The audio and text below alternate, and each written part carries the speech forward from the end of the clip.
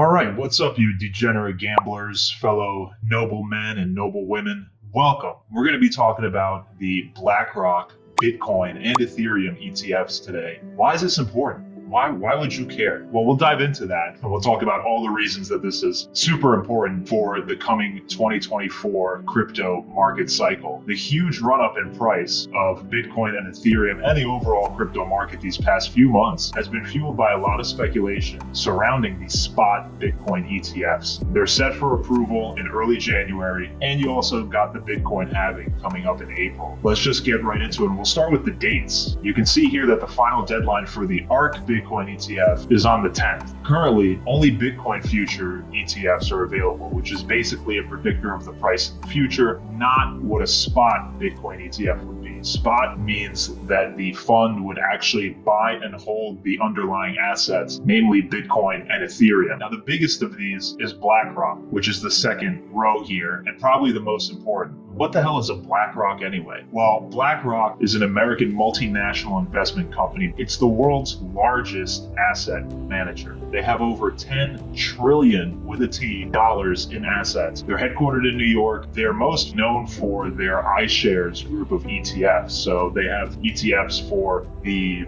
S&P 500, the Russell 2000, bonds, gold, everything you can imagine they pretty much have an ETF for. The theory here is, and what's most important to keep in mind, is that if BlackRock is filing for Bitcoin and Ethereum ETFs, they would not waste their time unless they were absolutely sure that the SEC would approve them. We could look at this. What's their approval rate? They have a 575 to 1 approval rate with the SEC, and their one no was over 10 years ago. So I think they've learned a thing or two, and they've been overall insanely successful in launching ETFs. So January is coming up very soon. This date's going to be super important.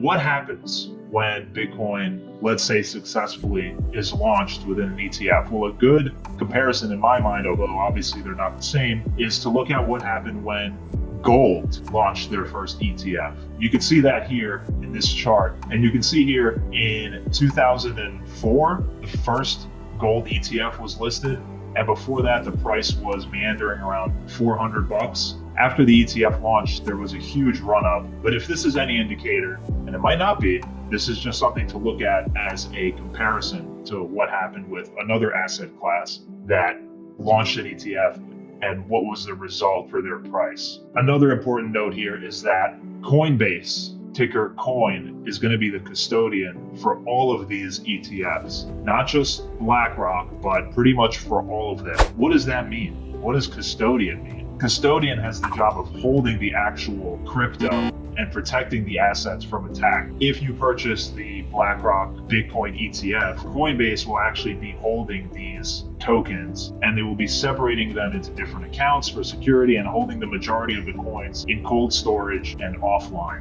The only hang up here, and something very important to note, is that you're giving up your control of the actual underlying Bitcoin or Ethereum in exchange for the simplicity of it, the protection, the efficiency. You will not, I repeat, you will not be able to exchange your ETF shares for actual Bitcoin or Ethereum. Is that a good thing? It really depends on who you are. Who are you? The most amazing thing about this ETF is that it will generate a whole new class of investors that might not have allocated to crypto before. We're talking about banks, businesses, small and large businesses, funds, institutions, 401ks, pretty much the whole gamut can now get exposure. And a lot of folks are saying that that new exposure will be anywhere from 1 to 5% of overall portfolios. It's important to note that with the spot Bitcoin ETF, BlackRock, most of the other major players, I haven't read all of them. I'll share the actual SEC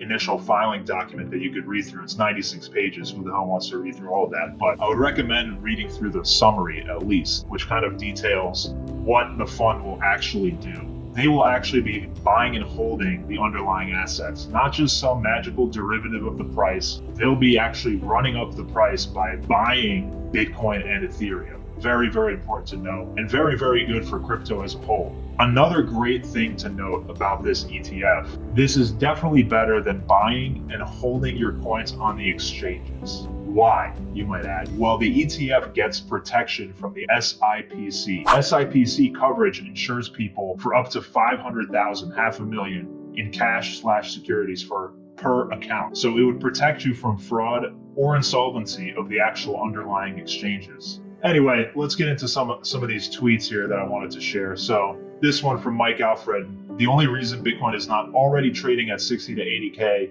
is because there is a 1.3 chance the spot ETF is not approved in January. So what's important to note here, forget the price prediction of 60 to 80K, but the current consensus is that there is a 98.7% chance that these ETFs get approved. Wow. Super bullish, in my opinion.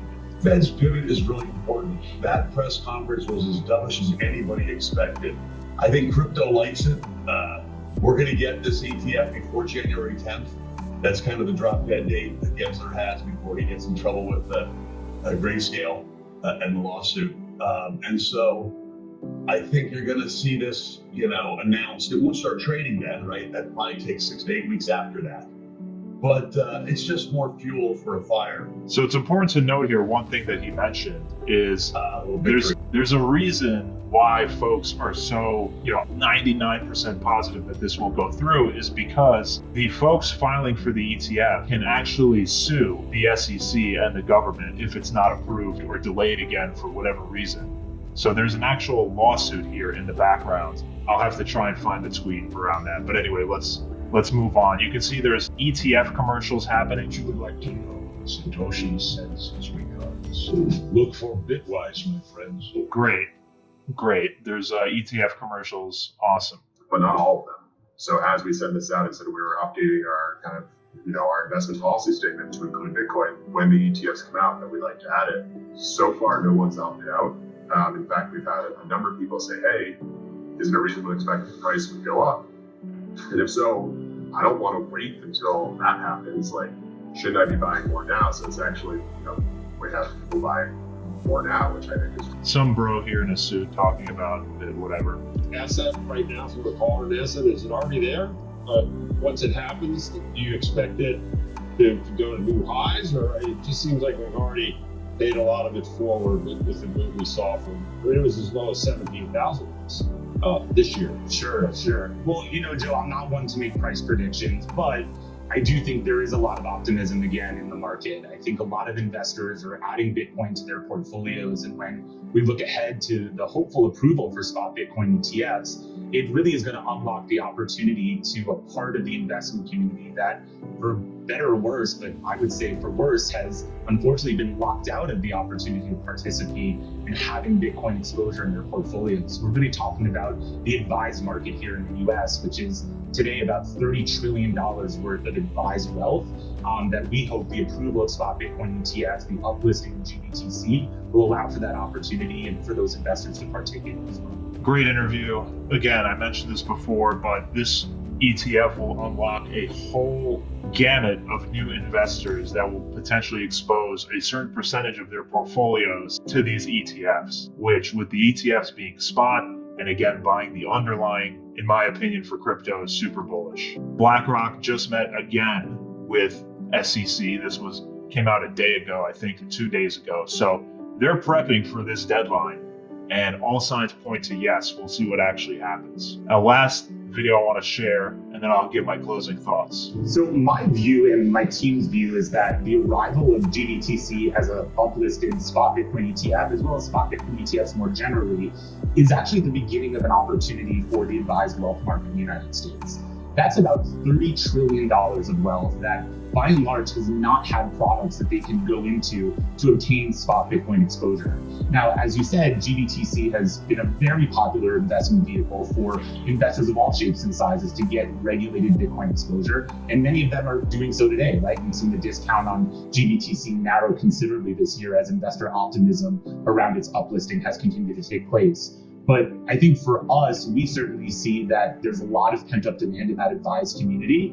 And we do think that GBTC, as well as other products, will actually experience a lot of that inflow upon conversion. So there you go. Again, they're talking about the advised clientele and the trillions of dollars of net worth that could potentially be put into the markets here once these ETFs get approved or not in January. Let me know what your thoughts are. Obviously, this is a major point of good news for the crypto markets, right? There's the ease of access, so the ETFs being traded on traditional stock exchanges, making it easier for mainstream investors to buy and hold the related assets through their existing brokerage accounts. There's the regulatory oversight, so a Bitcoin ETF would be subject to regulatory oversight, providing investors with a level of protection and transparency that can help reduce concerns about fraud and market manipulation. And then there's the whole aspect of portfolio diversification, with investors viewing Bitcoin as a potential diversification tool. And on top of that, finally, mainstream acceptance, which in my eyes, I think has already happened. I think Coinbase mentioned that they have over 40 million accounts just in the US. And so the introduction of the ETF, which has already happened in some countries, Canada, I think, is one, but there are other Bitcoin ETFs in other countries, but it's still a great sign of mainstream acceptance and integration of cryptocurrencies into the traditional finance system. Let me know your thoughts in the comments. What do you think is going to happen in January? Will it get approved or not? And what do you think the price is going to do? See y'all next time.